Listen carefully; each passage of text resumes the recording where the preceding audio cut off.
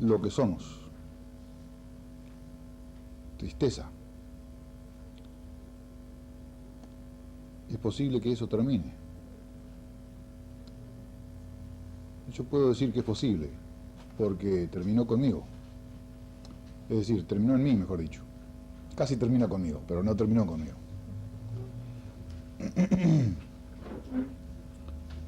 Eh, la tristeza ha terminado. Por eso es que uno sale por el mundo hasta donde puede, haciendo todo lo que puede, para compartir lo que uno piensa que es, lo que uno realmente cree que es, lo más importante del ser humano, la capacidad de vivir en conciencia, no conciencia moral solamente, sino la capacidad de darse cuenta completamente que el cerebro funciona completamente ya, pero que no nos damos cuenta. Entonces, es posible introducir ese hecho, no idea, ese hecho en la educación. Yo pienso que sí. Hablando con los amigos locales de Esperanza, de Rafaela, me doy cuenta que hay la intención de formar una escuela donde los niños puedan darse cuenta de que su cerebro ya está funcionando al 100%. Porque si no nos damos cuenta, es como si no lo estuviera haciendo. Entonces, ¿cómo hacemos para darnos cuenta? Es algo difícil. No lo es. Es algo que necesita tiempo. No es así. Es algo gradual. No lo es. ¿Se necesita alguna droga? No se necesita. ¿Se necesita algún cristal? No se necesita ningún cristal. ¿Se necesita recordar las vidas pasadas si es que las hubiera? No se necesita. ¿Se necesita aprender astrología y magia? No se necesita. Entonces, ¿qué se necesita? Se necesita darme cuenta que allí está pasando algo que parece ser un automóvil. Y sin decir que es un automóvil, escuchar. ¿Escuchar al automóvil? No, escuchar. Cuando uno escucha, escucha el automóvil, escucha a Rubén, escucha todo lo que está ocurriendo a nivel de sonido. Y entonces ingresa en el espacio. Si uno escucha completamente todo sonido, uno ingresa ya en el espacio. El espacio no está solamente delante nuestro. Si miramos bien desde la nuca, vemos todo un hemisferio de luz y color por delante. Pero si escuchamos, nos damos cuenta que existe espacio por detrás, y por debajo, y por arriba. Ingresamos en el espacio del cuerpo. En ese espacio no hay futuro. En este espacio no hay futuro. Entonces, si uno escucha así, ¿qué ocurre con la tristeza? ¿Qué ocurre con el conflicto? Desaparece muy rápido. ¿Y qué ocurre con la energía que está acorralada en el conflicto? Se libera. Entonces uno tiene energía para hacer todo lo que quiere hacer. Y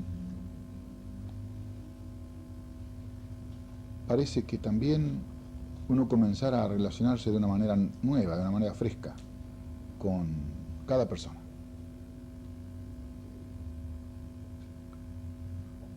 Entonces, hay algo muy importante que yo quisiera recalcar antes de abrir el diálogo, que es la razón por la cual estamos hoy aquí, tener un diálogo, de que el idioma nos engaña un poco cuando hacemos correlaciones entre el tiempo y el espacio.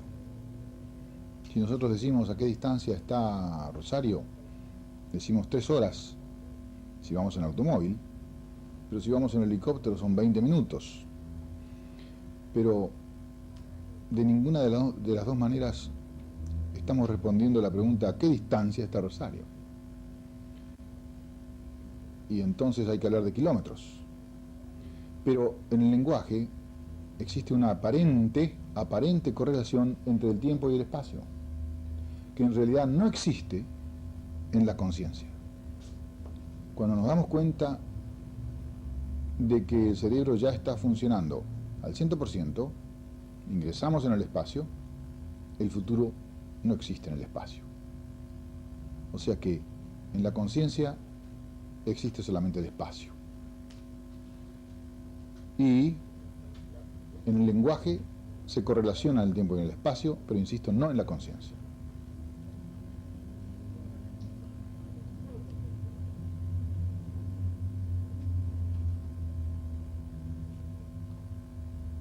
¿Está claro? Vamos bien. ¿Qué le parece? Una liberación. Vamos bien, ¿está claro? ¿Alguna pregunta o comentario hasta ahora?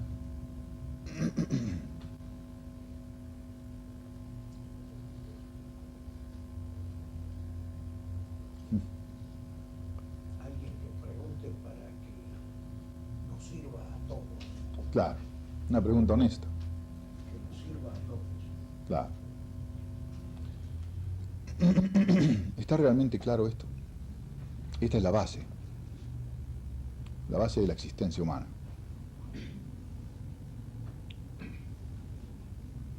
Si nosotros comprendemos esto, comienza una nueva vida, una vida de pura energía, y empieza el contacto con la inteligencia.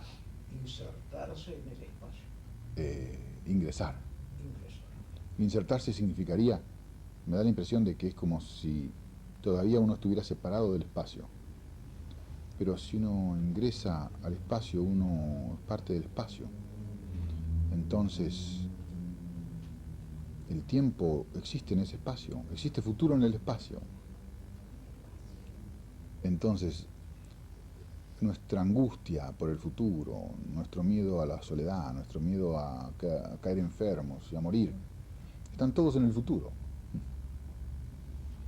Y entonces, si uno escucha por completo e ingresa al espacio, cesa la angustia, cesa la sensación de soledad, cesa el miedo a estar solo, el miedo a morir, el miedo a vivir, el miedo a hablar. Y así como tenemos miedo a hacer silencio, pero no a hacer silencio, un minuto de silencio porque murió alguien, sino a estar en silencio en el jardín, o en la esquina, o en el baño, o en la ducha, o ¿me comprenden? O en la cama, al acostarse, estar en silencio. Y no haya ni un pensamiento, ni una preocupación. Entonces, ¿tenemos miedo a hacer silencio? De la misma manera tenemos miedo a hablar. De la misma manera tenemos miedo a vivir y a morir. Entonces, se puede vivir la vida de una manera completa, lo cual significa ¿qué? Significa que me doy cuenta que por lo menos 2 sentidos ya están funcionando. Por ejemplo, el oído o la vista. Y que si me doy cuenta de eso, no existe conflicto.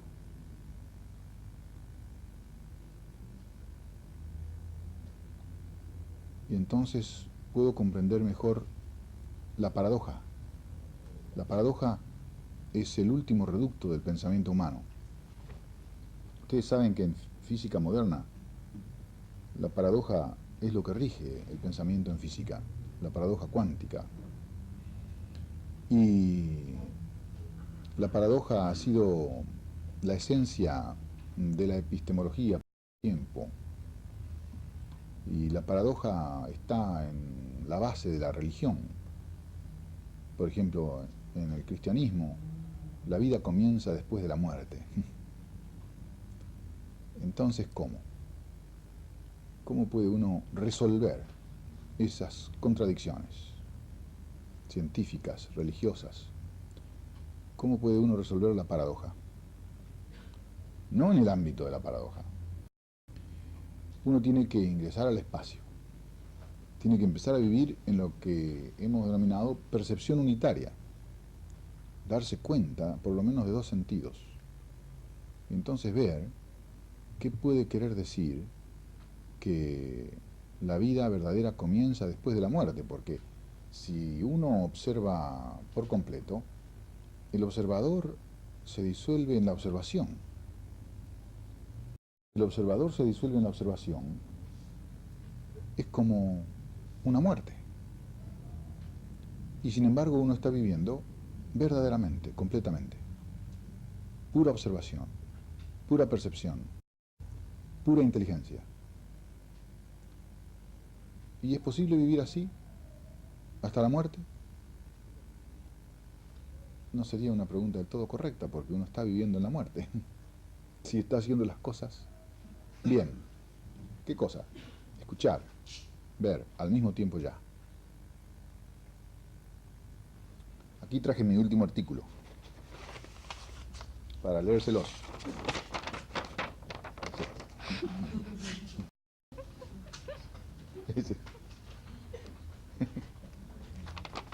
Mucha gente me dice, Rubén, ¿cómo se hace para estar libre de la tristeza?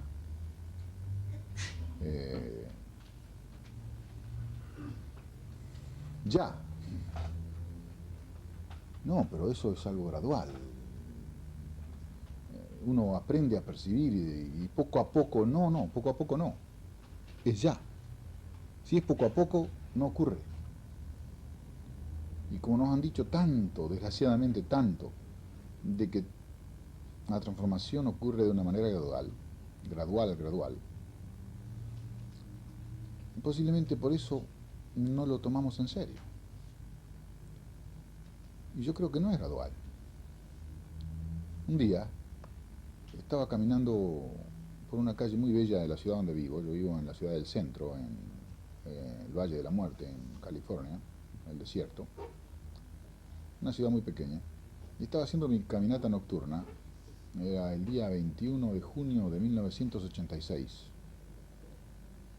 Y iba caminando por la calle Aurora, una calle muy bella, muy arbolada. Y el 21 de junio del 86 miro y estaba una estrella roja ahí arriba. Digo, caramba, ese debe ser Marte. Descubrí Marte. Y digo, a ver si hay alguna otra cosa que se pueda ver. Y atrás mío, en el este, había un globo azul. Y digo, ¿qué será eso? Después me dijeron que era Júpiter. Pero en ese momento dije, no, le voy a hacer caso a ese amigo, ese gran amigo, Krishnamurti, que dice que hay que observar sin nombrar. Voy a mirar el cielo sin decir Marte y sin decir Júpiter. ¿Qué pasa? Me puse a observar así, seguí caminando y de pronto ocurrió lo que yo llamo aquello, lo que yo llamo el núcleo de la percepción unitaria. Ocurrió algo difícil de describir, pero que realmente fue una sensación de inmenso orden, de gran energía, de gran gozo. Gozo, energía y orden. Pero gozo por nada, un gozo muy profundo, muy inmenso, que nunca yo había sentido, una energía que jamás antes había sentido tampoco, y una sensación de orden sin precedentes en mi vida. Y me fui a dormir, después de una hora de caminata más o menos, me fui a dormir, yo estaba viviendo solo, y estaba mi cuerpo como una rana galvánica. Todo mi cuerpo estaba exaltado. Y estuvo así durante 7 días. Y por 7 días estuve sin dormir. Al tercer día ya empecé a preocuparme. Dije, caramba, voy a tener que ir a ver a un colega. Yo soy médico. Pero dije, ¿cómo puede uno estar mal si se siente tan bien? Y entonces me quedé tranquilo, no pasó nada. Lo único que pasó es que desapareció la alta presión de la cual yo sufría. Y entonces me digo, ¿qué pasó?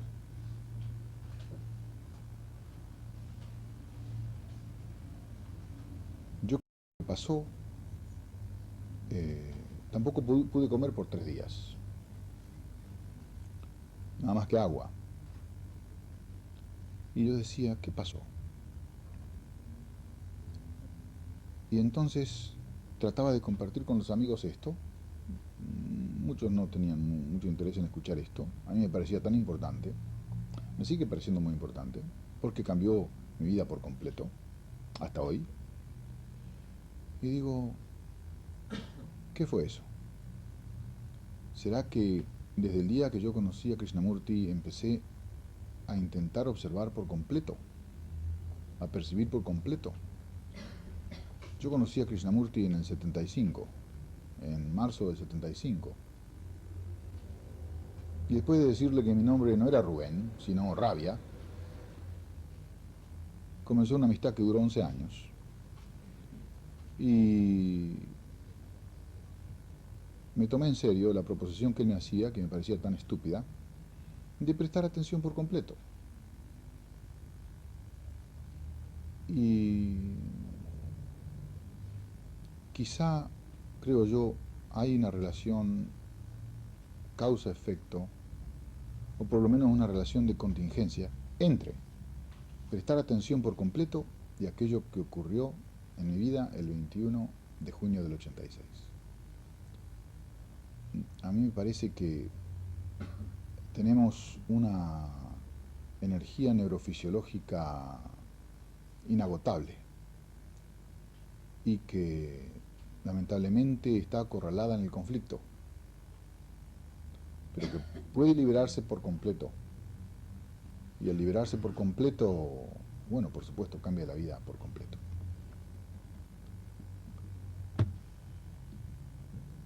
Yo quisiera tener un diálogo con ustedes, no quisiera que esto fuera un monólogo.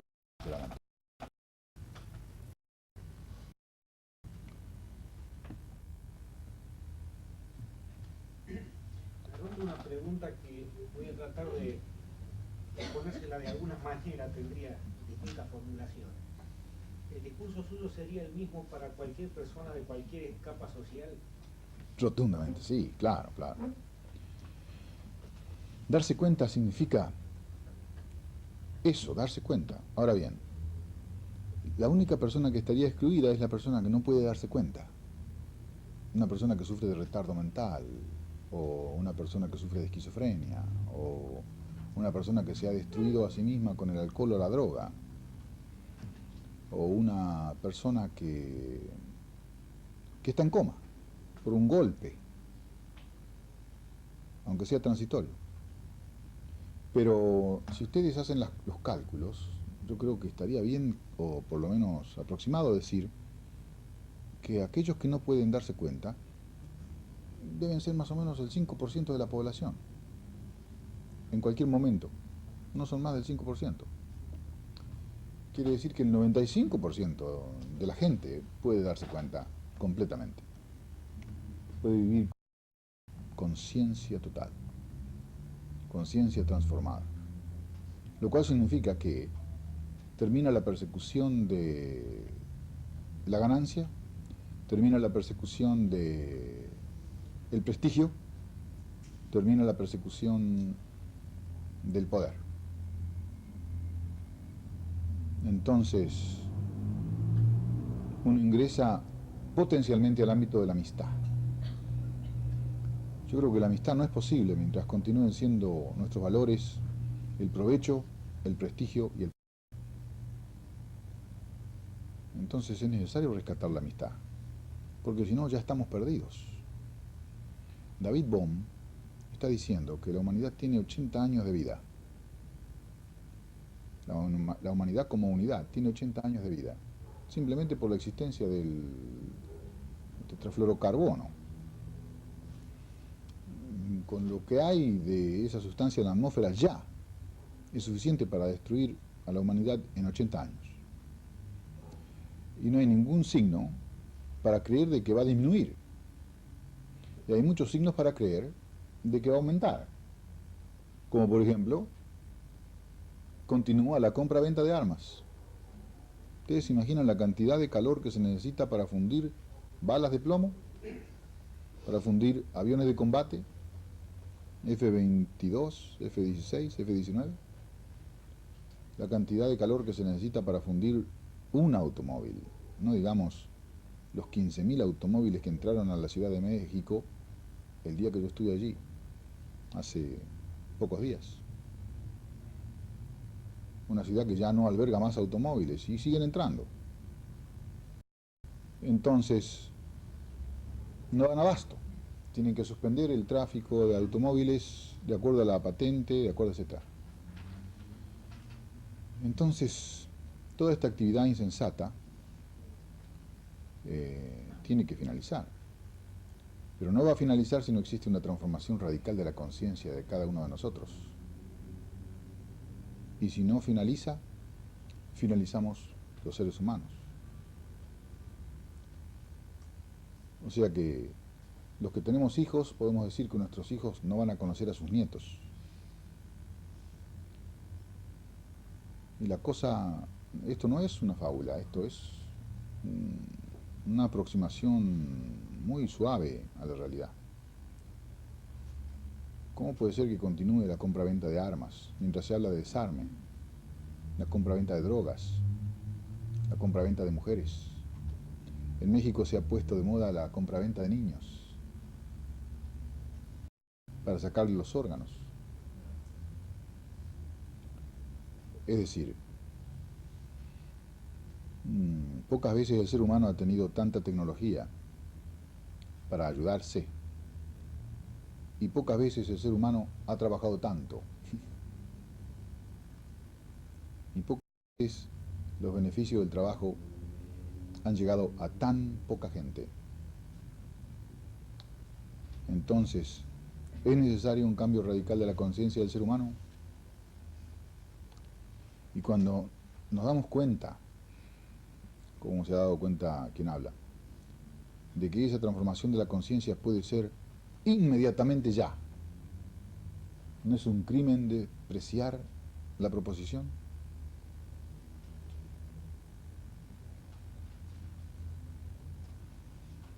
Esa conciencia no se logra, no se controla, no se maneja. Ocurre cuando nos damos cuenta de algo que parece que no quisiéramos tomar en serio, que nuestro cerebro ya está funcionando al 100%. No sé si estamos dialogando.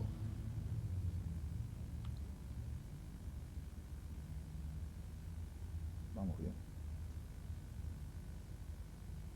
Bueno, usted que viaja por todo el mundo, ¿realmente se está dando este cambio de lo que estamos dando? Lo que yo... ¿Estamos tomando conciencia o nos cuesta? Yo no veo por qué tiene que costar tanto como parece costar. Sin embargo, yo creo que la mayor parte de la gente con la cual uno ha hablado se bloquea. Yo hablo con amigos de la infancia y les digo, Cacho, o Pedro, o Juan, ¿te vas a tomar esto en serio? Mirá, la gente no cambia nunca. Nos bloqueamos con ideas, con eslogans, con creencias, con un escepticismo que no es un escepticismo científico, un escepticismo de la persona que investiga a ver si es cierto algo. Parece que fueran muy pocos los que quieren tomarse en serio una transformación radical de la conciencia.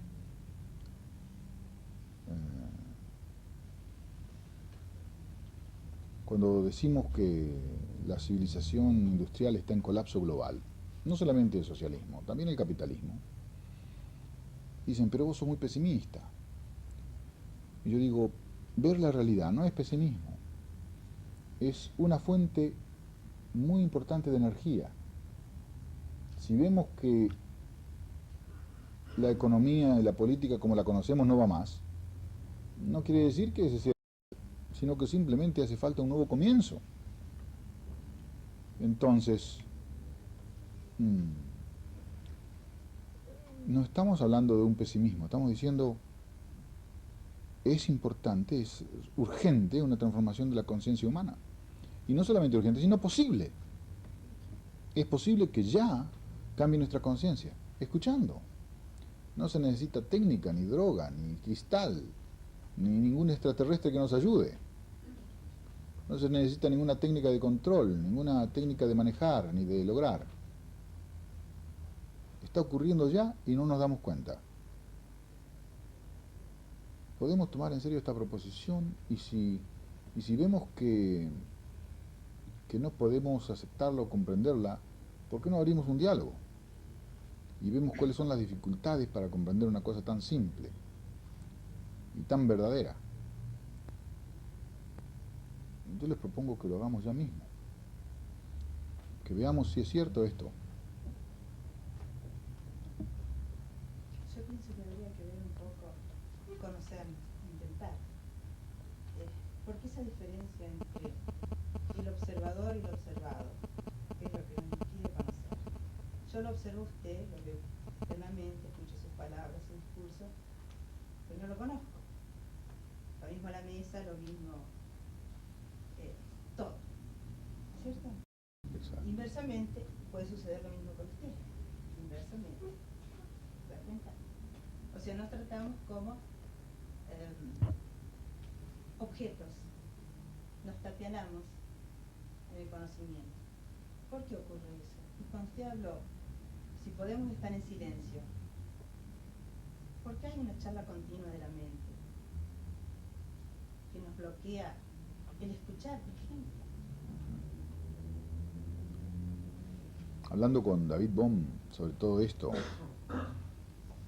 el noviembre pasado, estábamos viendo un hecho muy interesante. Le digo, estábamos en Ojai, California, un lugar muy bello, bosque. Y le digo, aquel árbol es parte de mi cuerpo. ¿Usted qué dice? Me dice, eso es una percepción coherente. Pero después la conversación continuó. Había unas 50 personas más o menos, la mayoría profesionales. Una reunión que se hizo muy en secreto porque nadie quería que fueran de mucha gente. Lo cierto es que llegó un momento en que vimos algo muy serio, que es esto, la mente grupal. Es decir, cada uno de ustedes está completamente en mi cerebro y yo estoy completamente en el cerebro de cada uno de ustedes, así como está ese teléfono. Está ese teléfono sonando y está en cada uno de nuestros cerebros. De la misma manera, cada uno de nosotros completamente está en el cerebro de cada uno de los demás en esta habitación. Ustedes están todos en mi cerebro y yo estoy en el cerebro de todos ustedes. ¿Por qué no nos conocemos? ¿Qué es lo que hace que se establezca ese tapial, como usted dice, señora? El tapial que hace que estemos separados, cuando en realidad no tendría que haber secretos para nosotros. Y sin embargo, ¿el tapial de dónde sale? ¿Qué estamos protegiendo? Estamos protegiendo algo. ¿Qué es ese algo? ¿Hay algo real que nosotros estamos protegiendo?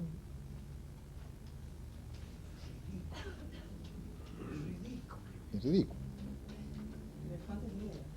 Es miedo. Ahora bien,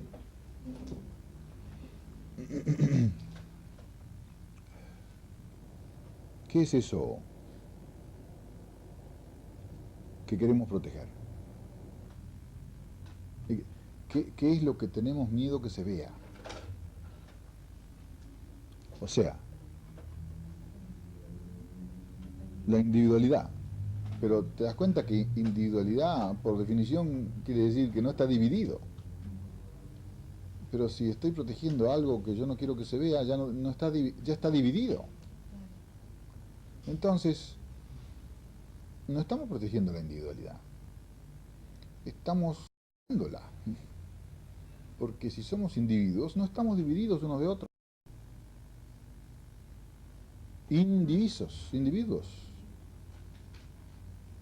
Nos dividimos con el ansia de provecho, prestigio y poder. Y con la idea de que vamos a ser destruidos por el otro si nos abrimos. Y que vamos a ser engañados, vamos a ser saboteados, vamos a ser abandonados, vamos a ser engañados, sometidos. Dios sabe qué va a ocurrir si nosotros nos abrimos. Y entonces es legítimo ese miedo. Y es legítimo aquello que nosotros queremos proteger. Si nosotros miramos bien, es decir, si estamos escuchando todo sonido y sintiendo el peso, ya mismo, ¿qué es lo que estamos protegiendo? ¿Comprenden? ¿Qué es lo que hay para proteger? Si ya estamos perdidos, ya estamos perdidos. Podría decir que es estético, pero no ético. ¿Qué cosa?